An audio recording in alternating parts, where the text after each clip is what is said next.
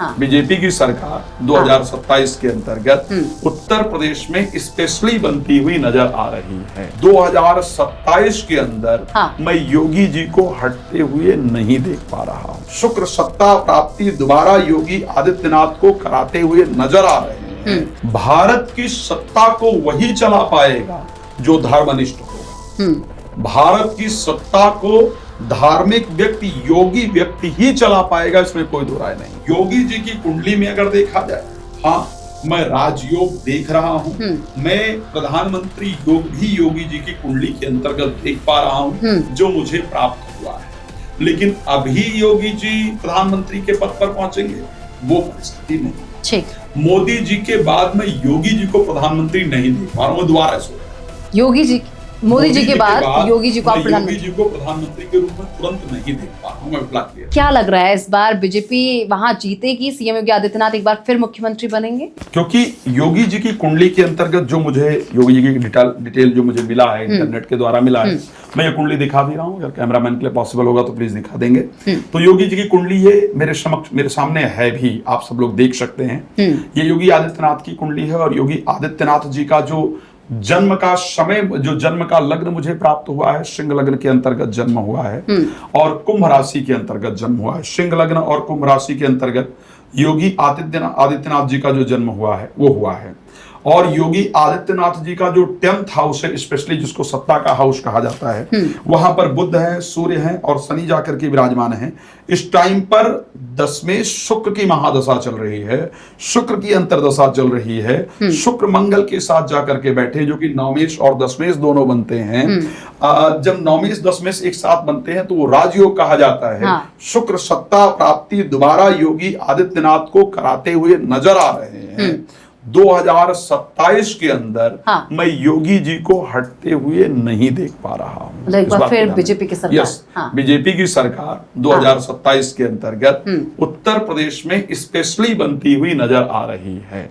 तो मैं इस प्रकार के किसी परिवर्तन को नहीं देख पा रहा हूं कि 2027 के अंतर्गत योगी जी वहां से घटें, क्योंकि अखिलेश यादव की भी मेरे पास कुंडली है और मैं चाहूंगा कि इनको भी दिखा दिया जाए। कारण बस अखिलेश यादव जी की भी जो दशा चल रही है वो शुक्र की ही महादशा अखिलेश यादव जी के चार्ट के अंदर भी चल रही है।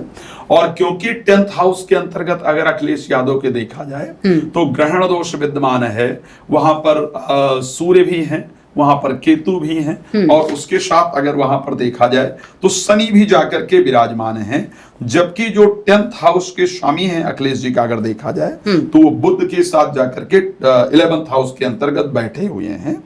यहां पर शुक्र की जो परिस्थिति है, बुध के साथ जाकर के बैठे हैं और शुक्र भी इस कुंडली के अंतर्गत जो नवमेश दशमेश का योग है वो उनके साथ भी जाकर के बैठा है। क्योंकि बृहस्पति अस्त है इस कुंडली के अंतर्गत और पंचमेश जाकर के दशम भाव में बैठा है, इसलिए मैं अखिलेश यादव जी को अभी मुख्यमंत्री पद के पास पहुंचते हुए नहीं देख पा रहा हूं। बेशक उनका जो वोट प्रतिशत था वो लोकसभा में बढ़ा, लेकिन मैं विधानसभा में अखिलेश यादव को मुख्यमंत्री बनते हुए अभी नहीं देख पा रहा हूं।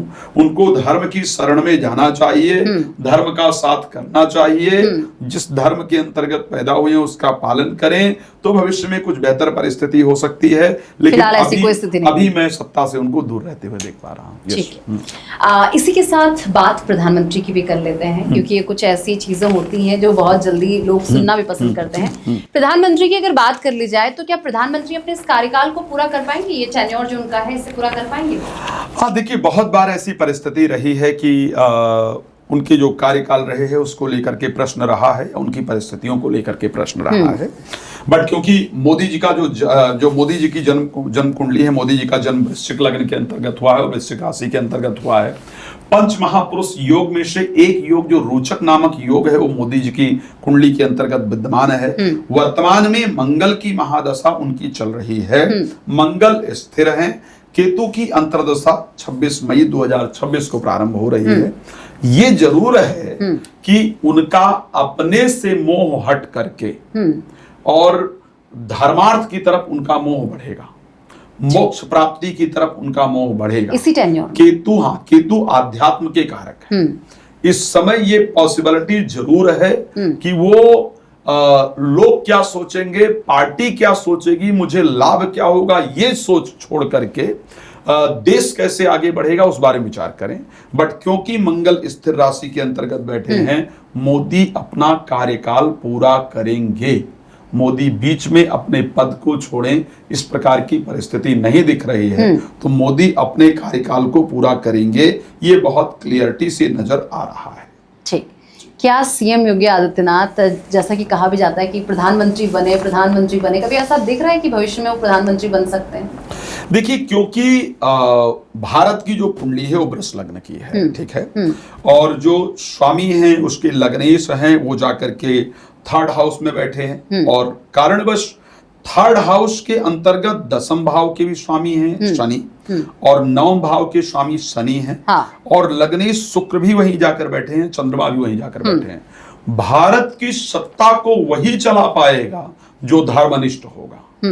भारत की सत्ता को धार्मिक व्यक्ति, योगी व्यक्ति ही चला पाएगा, इसमें कोई दो राय नहीं है।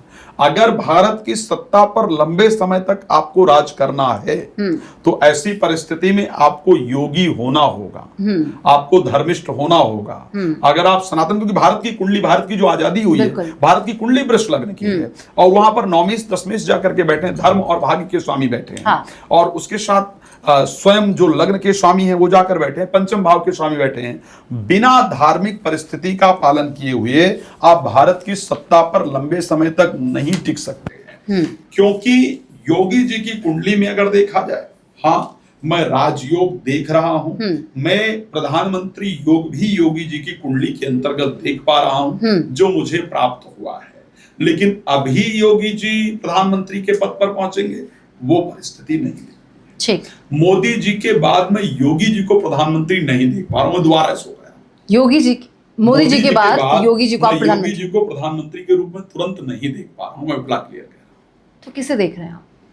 मेरे दृष्टि से मोदी जी के बाद कोई और नेता है जो इस कुर्सी को पालने, जो इस कुर्सी पर बैठने वाला है, लेकिन मेरे दृष्टि से योगी जी को पद नहीं दिया जा रहा है। अभी आप बिल्कुल नहीं देख रहे? अभी मैं नहीं देख पा रहा हूं। अगर सीएम योगी आदित्यनाथ या फिर जो भी प्रधानमंत्री के टेन्योर के बाद अगर वो नहीं बनते प्रधानमंत्री, कोई और आके बनता है, तो फिर प्रधानमंत्री को कहां देख रहे हैं आप फिर उसके? देखिए, मैं फ्यूचर में प्रधानमंत्री को इस पद के बाद मैं उनको राजनीति में नहीं देख पा रहा हूं। राजनीति ही बिल्कुल छोड़ दी। वो संन्यास की तरफ और आध्यात्म की तरफ ही जाएंगे। बहुत लोगों ने एस्ट्रोलॉजिकल प्रेडिक्शन किया है, या बहुत सारी चर्चा होती है कि मोदी जी राष्ट्रपति बन जाएंगे। ये क्योंकि मैंने शायद आप ही के चैनल पर किसी की एगो देखी थी।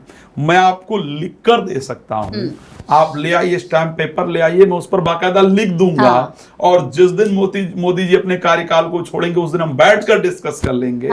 मोदी जी राष्ट्रपति नहीं बनेंगे, चाहे पार्टी बनाना भी चाहेगी। मोदी जी प्राइम मिनिस्टर पद के बाद सीधे आध्यात्म की तरफ चले जाएंगे, सन्यास की तरफ जाएंगे। मोदी जी आपको कभी भी राष्ट्रपति बनते हुए नहीं दिखेंगे। क्योंकि मुझे अभी उम्मीद आपसे यही थी, शायद आप यही कहेंगे, लेकिन क्योंकि मैंने अभी तक जितने भी एस्ट्रोलॉजर्स के वो पॉडकास्ट किए, लिख कर देने के लिए तैयार हूं, मोदी जी राष्ट्रपति नहीं बनेंगे।